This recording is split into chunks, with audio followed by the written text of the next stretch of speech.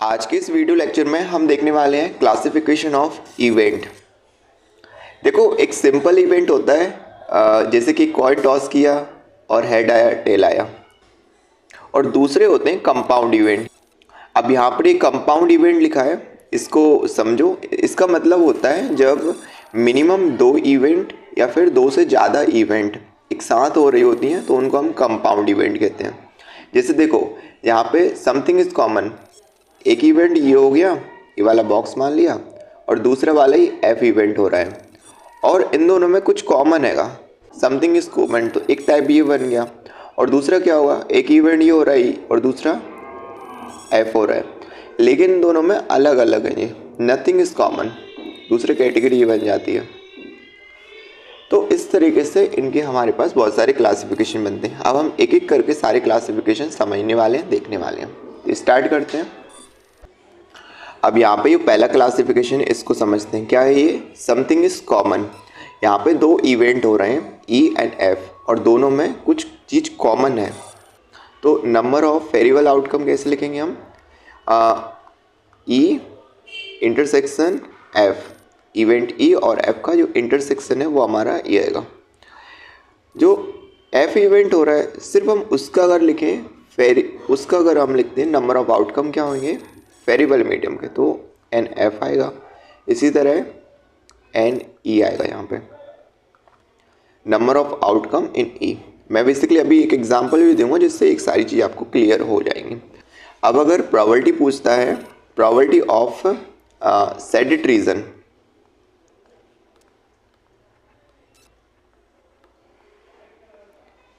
Shaded region की क्या probability है, या फिर मैं इसको ऐसा भी लिख सकता हूँ, probability of E intersection F, ये भी सही है। या फिर इसको अपन ऐसा भी लिख सकते हैं, प्रोबेबिलिटी ऑफ बोथ अगर, दोनों तो एक साथ अगर हो रहा है ना, मैं ये भी यहाँ पे लिख सकता हूँ, प्रोबेबिलिटी ऑफ बोथ अगर, दोनों अगर हो रहे हैं। तो इसकी प्रोबेबिलिटी हमको कैलकुलेट करना है, कैसे निकालेंगे, दैट्स द क्वेश्चन, राइट। तो समझते हैं। देखो, अब प्रोबेबिलिटी का बेसिक फॉर्मूला क्या होता है? Variable outcome upon total outcome, right. तो probability of E intersection F equal to होगी अपनी वेरिएबल आउटकम क्या है यहाँ पे, n E intersection F, right, और टोटल आउटकम। तो टोटल क्या है अपने पास, ये देखो एन एस, ये पूरा सैंपल स्पेस यहाँ पे है, तो एन एस अपने पास आ गया। समझा सबको? ये हमारे पास निकल के आया फॉर्मूला प्रोबेबिलिटी कैलकुलेट करने का एक सेडेड रीजन में। अब मैं एक एग्जांपल देता हूँ, ठीक है, जो अभी तक मैंने जो बोला उससे ये सब कुछ एकदम क्लियर हो जाएगा। ठीक है, देखो,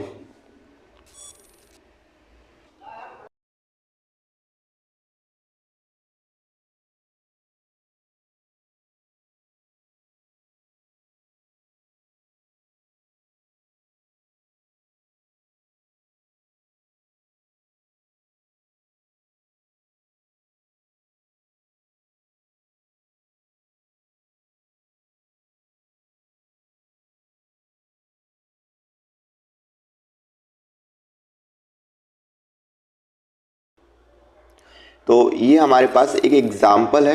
इस डायग्राम में क्या लिखा है समझो। आपको 1 से 50 तक डिजिट दिए हुए हैं, नंबर दिए हुए हैं, ठीक है, और आपको यहाँ पे प्रोबेबिलिटी कैलकुलेट करना है ऐसे नंबर की, वो कितने होंगे जो 2 से डिविजिबल हों और 3 से डिविजिबल हों, मतलब दोनों एक साथ डिवाइड किया जाए, इस चीज़ की क्या प्रोबेबिलिटी होगी।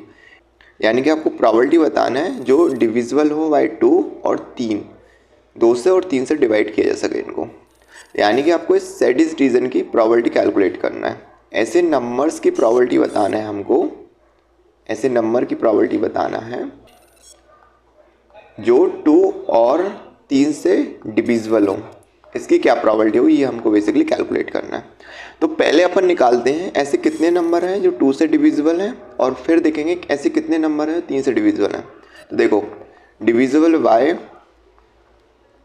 2, ऐसे नंबर क्या होंगे, 2, 4, 6, 8, ऐसे करते करते जाएंगे तो अपन को 50 तक मिल जाएंगे बहुत सारे।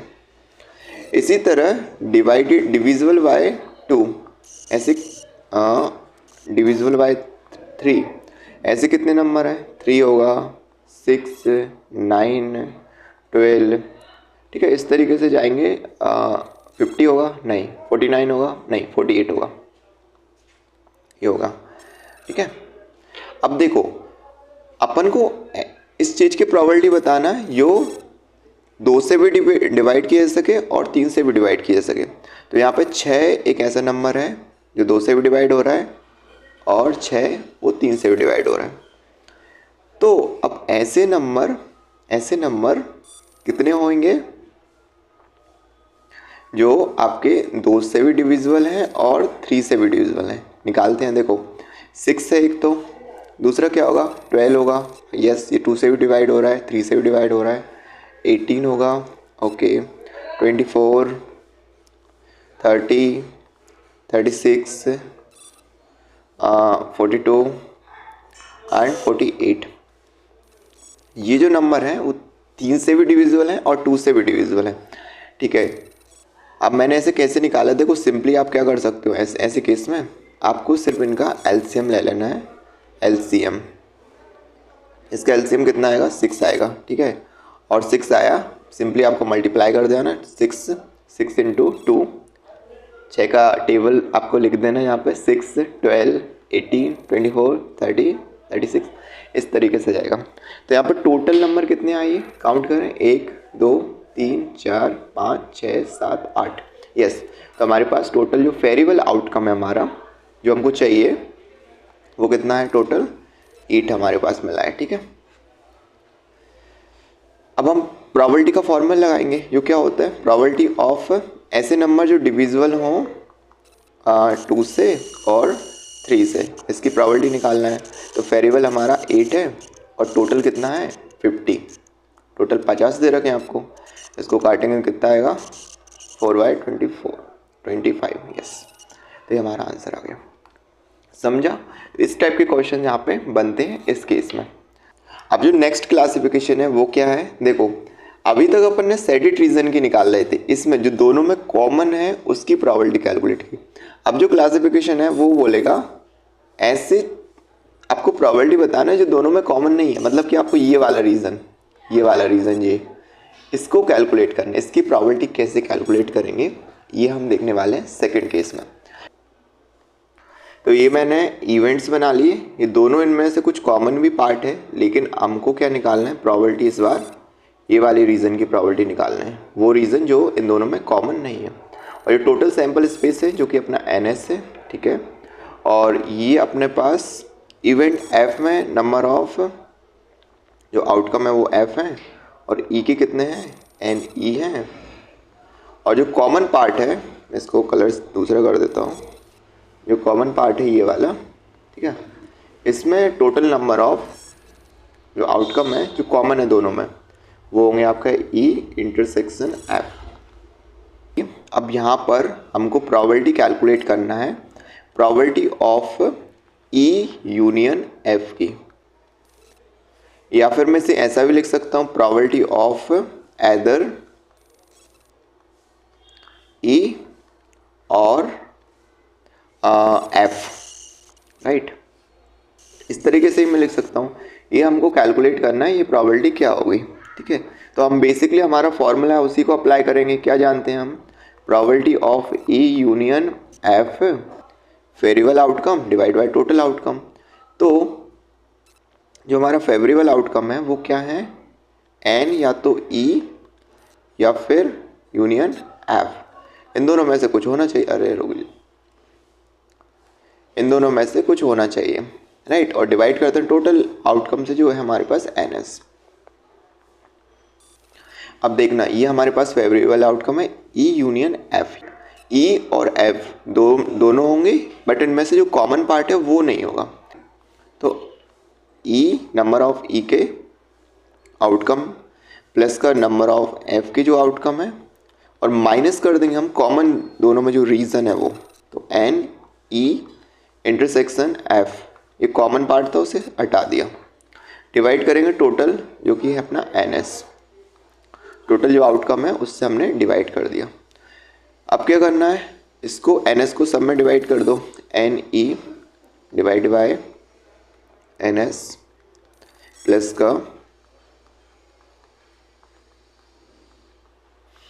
इसको सब में सेपरेटली अपन डिवाइड, माइनस साइन है यहाँ पे।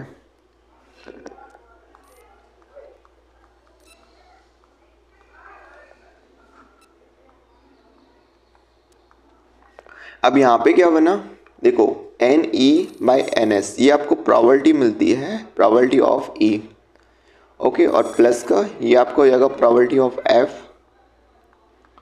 और माइनस का ये आपको मिली अपने पहले कैलकुलेट करा था, probability of E intersection F।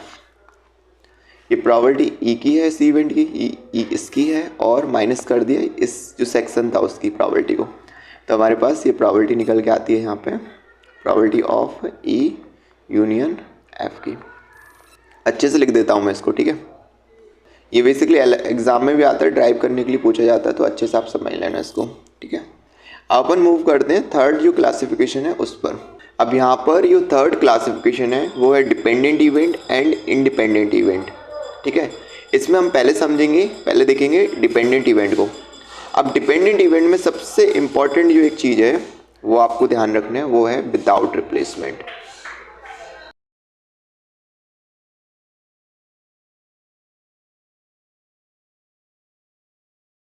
Right, without replacement, ये वर्ड आप यहाँ पे ध्यान रखेंगे इसमें। अब यहाँ पर ये एग्जाम्पल है, क्या लिखा है ये, what is the probability 3 white ball are drawn at random 1 at a time. एक बॉक्स दिया हुआ है आपको इस तरह का, जिसके अंदर कई सारी बॉल्स हैं। मैं बना देता हूँ। इसमें 3 बॉल कौन सी हैं, येलो बॉल्स हैं, 1 2 3 बॉल, ठीक है, और 2 इसके अंदर रेड बॉल हैं, एक रेड हो गई, दूसरी रेड हो गई, और 3 इसके अंदर कौन सी वाइट बॉल हैं, 1 2 3, ठीक है। आपको इस बॉक्स में से 3 बॉल निकालना है, 3 बॉल निकालना है, और एक बार में आप एक ही बॉल निकाल सकते हो, ये क्वेश्चन बोल रहा है।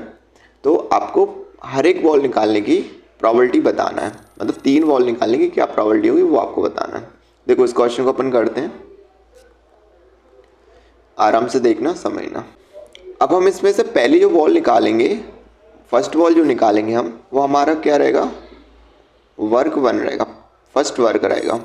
इनिशियली इसके अंदर, इस बॉक्स के अंदर 3 वाइट बॉल हैं, ठीक है, तो यानी कि हमारा पहले जो वर्क है उसकी प्रोबेबिलिटी क्या हो गई, 3 वाइट बॉल, यानी फेरिबल आउटकम हमारा 3 है। टोटल बॉल इसके अंदर 3 3 6 और 2 8, टोटल 8। अब यहाँ पर जो पहली वाइट बॉल निकाली उसकी प्रोबेबिलिटी है ये। अब मैं दूसरी वाइट बॉल निकालता हूँ। अब इस बॉक्स में एक बॉल कम हो गई है, कैसे हो गई, देखो ये हमारा बॉक्स है,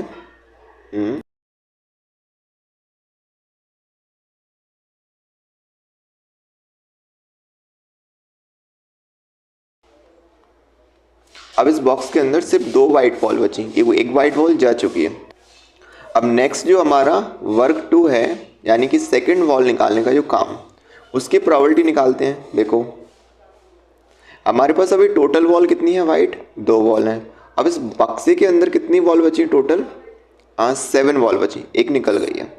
देखना अब जो हमने वर्क 2 करा ना, वर्क 2 वो डिपेंड कर रहा है किस पे, वर्क 1 पर, तो इसलिए उसको नीचे लिखते हैं अपन।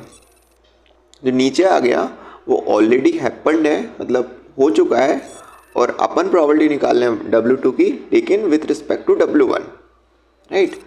क्योंकि यहाँ पे अगर देखें तो एक बॉल चली गई है, ये सेकंड वाली प्रोबेबिलिटी है वो फर्स्ट पर अफेक्ट कर रही है, डिपेंड है। फर्स्ट जो हमने वर्क करा उसकी वजह वो अफेक्ट करता है सेकंड प्रोबेबिलिटी पर। इसी तरह आप निकालते हैं थर्ड वाली जो प्रोबेबिलिटी है वो हमारी वर्क 3 के लिए।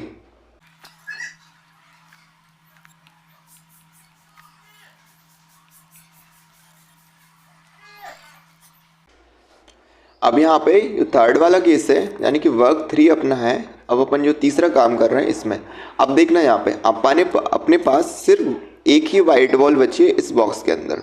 तो अब प्रोबेबिलिटी कैसे लिखेंगे, जो वर्क 3 है वर्क 3 की प्रोबेबिलिटी, लेकिन जो W1 है और W2 है वो ऑलरेडी हो चुके हैं, यानी W1 एंड W2, एंड के लिए अपन इंटरसेक्शन बनाते हैं, इसको अपन ऐसे लिखेंगे। और जो प्रोबेबिलिटी है 1, मतलब वाइट बॉल अपने पास एक ही बची और टोटल बॉल इसमें कितनी है 6 है, तो ये अपन को प्रोबेबिलिटी मिलती है थर्ड वर्क यानी थर्ड बॉल निकालने की। सॉरी यहाँ पे 3 है, ठीक है। ओके, तो अब मैं अगर फाइनल आंसर निकालूं, मैं थोड़ी पहले जगह बना लेता हूँ। ओके,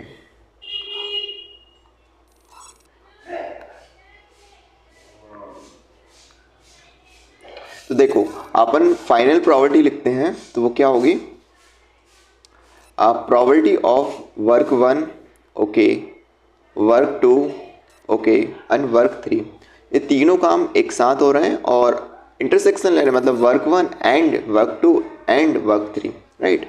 तो इन सब का इक्वल आएगा अपना कितना, probability of work 1 okay into probability of work 2 divided by work 1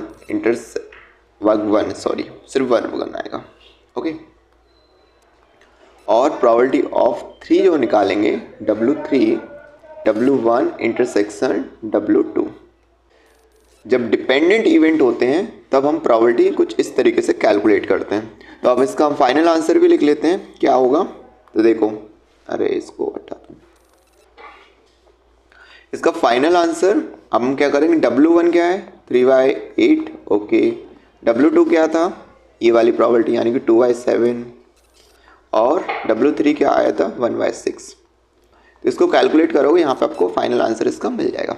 तो डिपेंडेंट इवेंट जो होते हैं वो इस तरह के होते हैं और इस तरीके से हम इनकी प्रोबेबिलिटी कैलकुलेट करते हैं।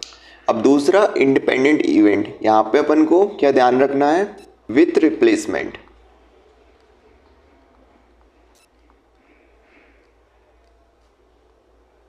इस वर्ड का मतलब भी मैं आपको अब समझाने वाला हूँ। With replacement and without replacement क्या मतलब होता है इनका।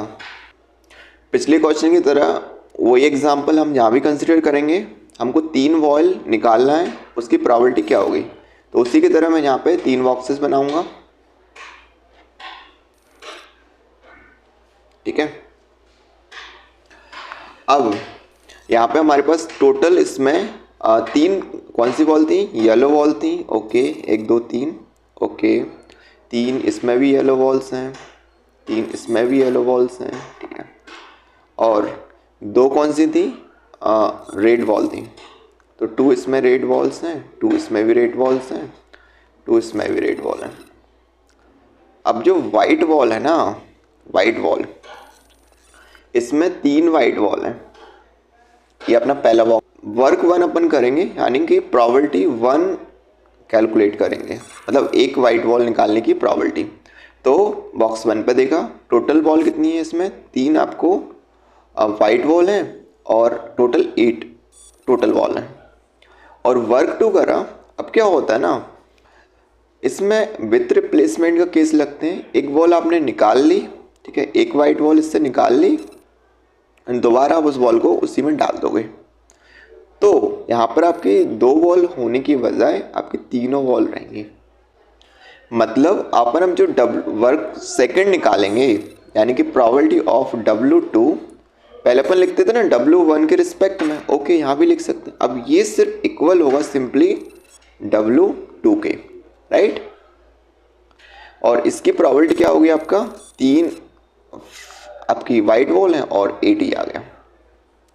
इसी तरह अपन यहाँ देखेंगे, यहाँ भी आपके पास 3 ही वाइट बॉल होंगी क्योंकि अपन विथ रिप्लेसमेंट केस कर रहे हैं।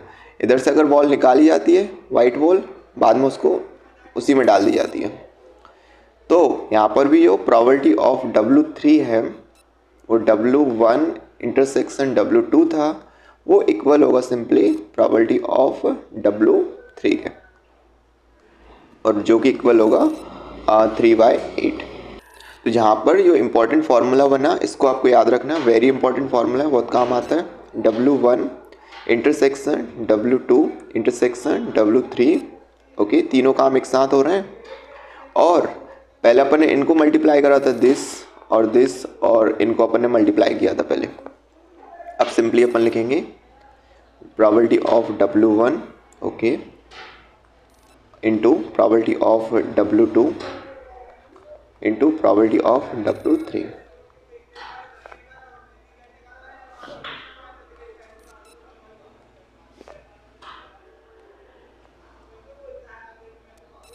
तो ये यहाँ पे ये फॉर्मूला मैंने लिखा है, दिस इज़ वेरी इंपॉर्टेंट। इसको अगर ध्यान से देखें, देखो W1 और W2 एंड W3 अगर इंटरसेक्शन है, इंडिपेंडेंट इवेंट हो रहा है, तो सिंपली आपको उनकी प्रोबेबिलिटी को मल्टीप्लाई करके लिख देना है।